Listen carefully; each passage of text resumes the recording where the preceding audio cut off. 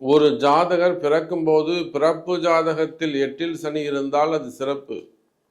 ஆனால் அதுவே அந்த ஜாதகருக்கே கூட சந்திரனுக்கு 8ஆம் இடத்தில் சனி போகும்போது அது கஷ்டம். இப்போ ரெண்டுமே 8ஆம் இடம் தான். இது பிரித்து பார்க்க தெரிஞ்சுக்கணும் நமக்கு. அப்போ அந்த அஷ்டம சனி அப்படின்னு சொல்லுகின்ற பொழுது நிச்சயமாக அது ஒரு கஷ்ட காலங்கள் தான். குடும்பத்தில் அடுத்தடுத்து வீண் விரயங்கள், சுப விரயங்களாக இருக்கலாம், வீண் விரயங்களாக இருக்கலாம்.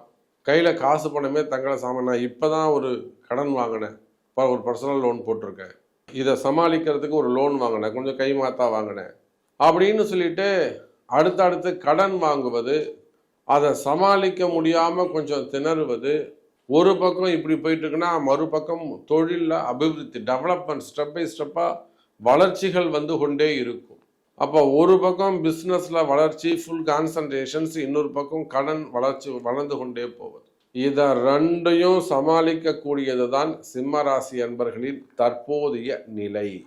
இதை ரெண்டையும் சமமாக கொண்டு போகக்கூடியவர்கள் தான், அந்த சூழ்நிலை தான் தற்சமயம் யாருக்கு? சிம்ம ராசி அன்பர்களுக்கு தற்சமயம் அந்த சூழ்நிலையில் தான் இருக்கிறார்கள். அப்போ சிம்ம ராசி அன்பர்களை இந்த சனி பகவானுடைய வக்ர நிவர்த்தி அந்த 5 மாதங்கள் டிசம்பர் மாதம் 15ஆம் தேதி வரையிலுமே கூட உங்களுக்கு சனி பகவானால் ஏற்பட்டிருக்கின்ற இந்த ஏப்ரல் மாதத்துக்கு அப்புறம் என்னெல்லாம் உங்களுக்கு புது கஷ்டங்கள், புது கடன்கள் வந்ததோ அதெல்லாம், அந்த கடன்கள் எல்லாம் இந்த 5 மாதத்தில் நீங்கள் அடைச்சிருவீங்க.